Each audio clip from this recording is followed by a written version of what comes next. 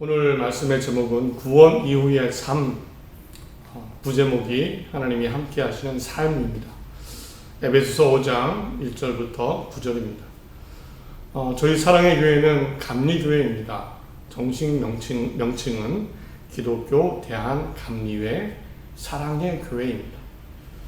이 감리교회의 시작이라고 하면 1703년 태어난 영국의 존 웨슬리 목사님을 이야기합니다. 처음에는 영국 성공회의 사제 목사님이었는데 나중에 은혜 받고 성공회를 개혁하다가 여러 반대에 부딪힙니다.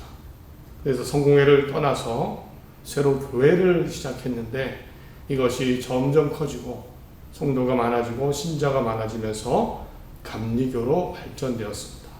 그 감리교회가 한국에도 들어온 겁니다.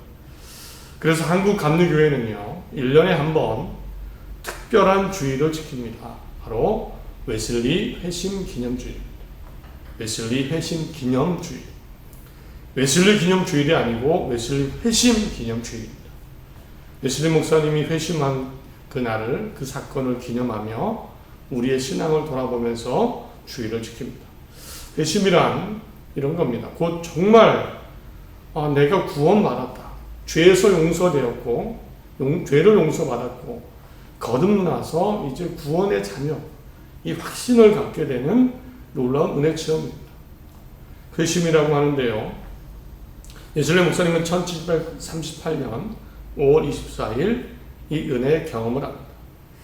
어느 집회에 갔다가 예수님만 믿으면 죄 해방되고 의롭게 되고 구원받는다, 정말 새롭게 태어나는 그 은혜의 경험을 하게 됩니다. 이것을 회심 사건이라고 하는데 감리교회는 1년에 한 번 이 웨슬리 회심 기념주일을 지킵니다. 5월인데요. 그리고 바로 오늘 주일입니다. 오늘이 웨슬리 회심 기념주일입니다. 오늘 웨슬리 목사님의 회심을 나누면서 구원받은 신자로서 그 다음에 내가 어떻게 살아야 될까? 무엇이 하나님이 함께 하시고 기뻐하는 삶일까? 함께 나누겠습니다. 우리 바르게 정말 하나님이 기뻐하시는 삶을 살아서 우리 삶에도 우리 가정에도 하나님이 함께 하시는 놀라운 은혜가 늘 함께 하시기를 간절히 바랍니다. 웨슬리 목사님은 1703년 영국 성공회 사제였던 가정에서 19명의 자녀 중에 15번째 자녀로 태어났습니다. 증조할아버지, 할아버지, 아버지가 다 사제 목사님이었습니다. 외할아버지도 목사님. 그러다 보니 어렸을 때부터 경건한 신앙 교육을 받으며 자랐습니다. 아침 저녁 기도하고 매일 성경 읽고 하루 일과표를 정확하게 짜놓고 거기에 맞춰서 검소하고 경건하게 규칙적인 생활을 했습니다. 1919세에 청년으로 영국 옥스퍼드 대학에 들어갔는데 마찬가지였습니다. 그곳에서도 열심히 신앙생활하고 규칙적인 생활을 했습니다. 그리고 20살에 중요한 결심을 합니다. 나도 내 생명 전체를 하나님께 바치겠다. 성직자 목사님이 되기로 결심합니다. 그리고 26살 나이로 영국 성공회 사제 목사 안수를 받습니다. 이후에 옥스퍼드 대학에서 교수를 하게 되는데 이곳에서 정말 경건 생활을 열심히 하고 특별히 구제를 더 열심히 했습니다. 홀리 클럽이라는 모임에 들어가서 리더가 되었는데 매일 저녁 6시부터 9시까지 성경 공부를 하고 검소하게 식사를 하고 매주 일주일에 한 번 성찬식을 하고 매주 2번 금식을 하고 또 돈을 아꼈습니다. 검소하게 살면서 아껴서 가난한 자, 병자, 감옥에 있는 사람들을 신방하고 방문했습니다. 또 가난한 아이들에게 교육을 시킬 수 있도록 도와주기도 했습니다. 이때 이 홀리 클럽 멤버들이 얼마나 규칙적이고 또 말씀대로 살았는지 조롱하는 별명이 붙었습니다. 성경벌레, 규칙, 법칙주의자, 개혁클럽, 또 광신자, 조롱하는 말이죠. 얼마나 규칙대로 말씀대로 살았습니다. 조롱하던 말이었는데, 메소디스도 조롱하던 말이었는데 나중에 정말 감리교회의 이름이 되었죠. 그리고 1735년입니다. 31살 나이입니다. 아주 큰 결단을 합니다. 미국으로 건너가서 내가 복음을 전하겠다. 당시 미국은 영국의 식민지였습니다. 내 영혼 구원을 위해서, 하나님의 영광을 위해서, 인디언 전도를 위해서, 또 여자의 유혹을 떨치고 정말 하나님께 헌신하기 위해서 내가 미국으로 가서 복음을 전하겠다. 예, 선교 불모지였습니다. 이곳으로 떠나게 됩니다. 그런데요, 불과 1년 만에, 1년 뒤에 완전히 실패를 합니다. 도망치듯이 영국으로 돌아오는데 이유가 참 허무했습니다. 새벽부터 저녁까지 예배하고 기도회를 인도하고 열심히 목회하고 복음을 전합니다. 그런데 하나하나 문제가 벌어집니다. 500명 정도의 마을에서 복음을 전하고 목회를 했는데 경건 생활을 강조했습니다. 막 술통을 깨뜨리고 그러다 보니 사람들이 반발이 시작됩니다. 영국 교회에서 세례받지 않으면 성찬을 주지 않았습니다. 세례받지 않은 사람의 장례식을 인도하지 않았습니다. 반발이 생기죠. 상처받는 사람도 생기죠. 여기까지 그래도 그나마 괜찮았어요. 그런데 결정적인 사건이 벌어집니다. 소피아라는 여인을 좋아했습니다. 잠깐 사귀기도 했습니다. 그런데 웨슬리 목사님이 결혼에 주저하니까 결국 이 여인이, 소피아라는 여인이 윌리엄슨이라는 사람과 결혼해 버립니다. 이렇게 좋아하던 여인이 다른 남자와 결혼하고 떠나버립니다. 어떻게 했을까요? 웨슬리 목사님 어떤 행동을 했을까요? 이제 선교에만 집중하자. 인디안 복음전도 하나님의 영광을 위해서, 내가 떠나올 때 여자의 유혹을 이기고 하나님의 영광을 위해 살기도 했지 않냐. 이런 결단을 했을까요? 아닙니다.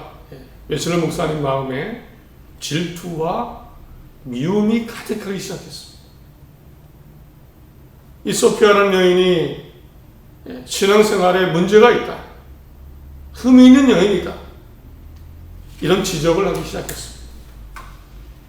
그리고 결정적으로 이 부부가 성찬식에 참석을 했는데 이 여인이, 소피아 여인이 흠이 있다. 경건하지 않다. 성찬을 주지 않았습니다. 결국 이 남편이 분노했습니다. 웨슬리 목사님을 고소했습니다. 10개의 고소장이 날아왔습니다. 어떻게 했을까요? 기도하며 해결했을까요? 도망치듯 몇 달 뒤에 영국으로 돌아오는 배를 타게 됩니다. 돌아오는 시간에 한 4달 걸렸다고 하는데 그 배 위에서 상실감, 실패감, 우울감, 낙심, 좌절, 모든 감정이 떠오릅니다. 내가 하나님의 영광을 위해서 내가 참 잘할 줄 알았는데, 그런데 그 일 하나 때문에 완전히 무너진 거죠. 그때 사람을 미워하고 시기하고 그 마음. 영국으로 돌아왔을 때 상황이 더 절망적이죠. 선교사직도 반납하고 말 그대로 방향을 정하지 못합니다. 이런저런 성경 모임에 참석하지만 여전히 길이 보이지 않습니다. 이때 자신의 모습을 떠올리며 웨슬리 목사님이 이런 절망적인 기도를 했다고 합니다. 나는 인디언들을 회개시키기 위해 아메리카로 갔었다. 그러나 누가 나를 회개시킬 건가? 나를 약한 마음에서 건져낼 자 누구일까? 나는 아직 어설픈 종교 생활을 했구나. 잘할 줄 알았습니다. 뜨거운 마음으로 복음 전하고 하나님의 성령의 역사들이 일어날 줄 알았습니다. 그런데 스스로가 무너지고, 스스로 나는 뭔가 내가 다른 사람 회개시키려고 했는데, 무엇보다 자기 자신에 대한 실망, 절망감이겠죠. 이런 상태에 있을 때 드디어 웨슬리 목사님의 전생애를 바꿀 놀라운 사건이 벌어집니다. 말씀드린 존 웨슬리 목사님의 회심이라고 불리는 사건입니다. 회심. 정말 예수님을 믿게 되고 죄 용서를 확신하게 되고 내가 구원받았다는 경험을 하게 되는 은혜 체험입니다. 어느 날 저녁 웨슬리 목사님이 한때 한 예배 기도 모임에 참석을 합니다. 이때의 상황을 일기에 이렇게 기록을 했습니다. 그날 저녁에 나는 올더스 게이트 가에 있는 기도 모임에 별로 가고 싶은 마음이 없으나 참석을 했다. 거기 어떤 사람이 루터의 로마서 강해 소문을 읽고 있었다. 밤 9시 15분쯤 그 낭독자가 우리가 그리스도를 믿을 때 하나님께서 우리 마음에 변화를 가져오시는 일을 묘사하는 말을 듣는 중에 나는 내 마음이 이상하게 뜨거워지는 것을 느꼈다. 내 마음이 뜨거워지는 것을 느꼈다. 나는 내가 그리스도를 참으로 믿고 있음을 느꼈고 구원을 위해서 그리스도만을 의지한다고 느꼈다. 주께서 내 모든 죄를 없이 하였다는 확신이 생겼고 나 같은 자의 죄를 다 사하시고 죄와 죽음의 법에서 나를 구원해 주셨음을 확신하게 되었다. 마음이 막 뜨거워진 겁니다. 죄와 사망의 법에서 예수 안에서 내가 죄의 용서를 받고 구원받았다. 이전에 경험해보지 못한 하나님의 따뜻한 구원의 은혜였습니다. 이때 비로소 처음으로 하나님의 성령의 감동으로 구원의 확신을 갖게 된 겁니다. 예수님을 의지하면 의지한다. 내 죄를 용서받았다. 죄와 죽음의 몸에서 구원받았다. 그동안 조지아 선교 실패, 내가 이거밖에 안 되나? 한 여인 때문에 그 여인을 미워하고 질투하고 그 미움으로 내가 이렇게 완전한 실패, 내가 껍데기뿐이 어설픈 종교생활을 했구나. 그랬는데 이 은혜 경험을 하고 완전히 마음이 바뀝니다. 이후로 웨슬리 목사님은 겉보기에는 똑같지만 다른 믿음으로 다른 목회의 삶을 시작합니다. 예전에는 종처럼 억지로 선행을 했습니다. 억지로 그냥 내가 해야 이렇게 해야 하나님이 좋아하실 것 같아. 그게 아니고 이제는 하나님의 구원받은 자녀로 기쁘게 선행을 실천했습니다. 예전에는 율법적으로 강압적으로 목회했습니다. 이때 그러나 이때는 따뜻한 복음주의자가 됐습니다. 이렇게 하나님의 자녀로 기쁘게 따뜻한 복음주의자가 되니까 무엇이 나옵니까? 가장 큰 변화는 이제 값없이 받은 이 구원 점점 더 세상에 전해야 되겠다. 그리고 바르게 살고 이웃을 사랑하고 그렇게 살아야 되겠다. 점점 더 거룩하고 깨끗해지고 더 사랑해야 되겠다. 신학적으로 성화라고 합니다. 내가 그렇게 이제는 자발적으로 목회하고 복음 전하고 이웃을 사랑합니다. 예수님 목사님 당시에가 영국의 산업혁명이 시기였습니다. 산업혁명. 이 산업혁명으로 여러 가지 사회 문제가 발생했는데 길거리에 알코올 중독자가 넘쳐났습니다. 도박과 도둑질, 자살 문제가 심각했습니다. 도시에 빈민이 늘어났습니다. 산업혁명으로 세상이 바뀌니까 농사 짓는 사람이 도시로 몰려들었고 그러나 값싼 노동력으로 또 일자리를 통해서 여러 가지 상황으로 도시 가난한 사람들이 늘어났습니다. 가난한 아이들도 공장으로 보내졌습니다. 예수님 목사님은 내가 구원받았는데 내가 책임이 있다. 구원받은 자의 사회적 책임이 있다. 이웃을 사랑해야지 않냐. 그래서 탄광으로, 공원으로, 시장으로, 공동묘지에 가서도 설교를 전했습니다. 단순히 설교한 것만 아니고요. 가난한 사람들을 위해 병원을 세우고 어려운 빈민을 위해서 신용조합을 만들어서 돈을 빌려줬습니다. 고아원을 세웠습니다. 노예제도에 반대했습니다. 실제로 노예 노동으로 생산된 담배, 설탕을 구입하지 말자 이런 팜플렛을 뿌리기도 했습니다. 평생 노동자, 빈민, 죄수, 과부, 노예 그들과 동고동락했습니다. 88세의 나이로 생을 마감하는데 가진 재산이 거의 없었습니다. 물론 웨슬리 목사님 완벽하지 않습니다. 인간적으로 부족한 면도 많습니다. 저주와 성교에서의 모습, 48세 미망인과 결혼했는데 결혼도 실패했습니다. 그러나 이 회심을 통해, 회심 이후의 삶을 통해 구원받은 다음에 어떻게 살아야 되는가 많은 영향력을 주었습니다. 곧 더 바르게, 더 좋은 모습으로, 더 사랑하며 살아야 된다. 이것을 세상이 아니다.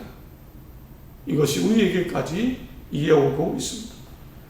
이렇게 감리교회는요, 웨슬리 목사님의 신앙과 삶의 전통으로 탄생을 했습니다. 그래서 감리교는 이제 믿은 다음에는 열심히 남을 돕고 그리고 착하게 살아야 된다. 성화되어야 된다. 이 신앙을 갖고 있습니다.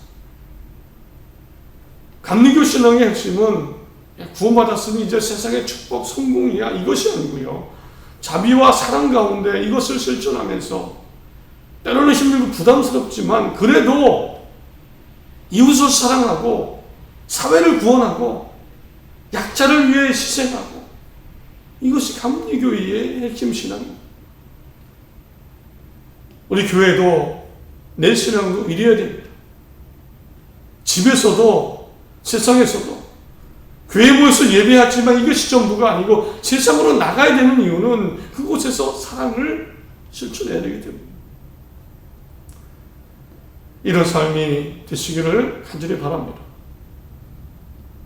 부족한 면이 많고 연약하지만 그럴 때 하나님이 함께 하신 줄 믿습니다. 웨슬리 목사님이 임종 직전에 유언과 같은 말을 남겼습니다. 이런 내용입니다. 웨슬리 목사님 기념비에 써져 있습니다. 무엇보다 가장 좋은 것은 하나님이 우리와 함께 계신다는 것이다. 함께 하신다는 것이다. 웨슬리 목사님이 많은 곳에 전도하고 많은 복음을 전하고 많은 사역을 했습니다. 그러나 기쁨으로 감당했습니다. 하나님이 함께 하시기 때문에 그 확신과 경험 가운데 구원 이후의 삶, 나의 성화, 영원한 구원을 위해서 그렇게 살다 생을 마감했습니다. 우리가 이웃을 사랑하고 하나님의 뜻대로 살아갈 때 우리 사회의 약자와 사회의 여러 어려운 분들에게 하나님의 사랑을 전할 때 하나님이 함께 하실 것입니다. 나도 살게 하실 것입니다. 앞으로 살아갈 때에 구원 이후의 삶, 하나님을 사랑하고 이웃을 사랑함으로 하나님이 함께 하시는 정말 복되고 은혜 가득한 삶이 다 되시기를 간절히 바랍니다.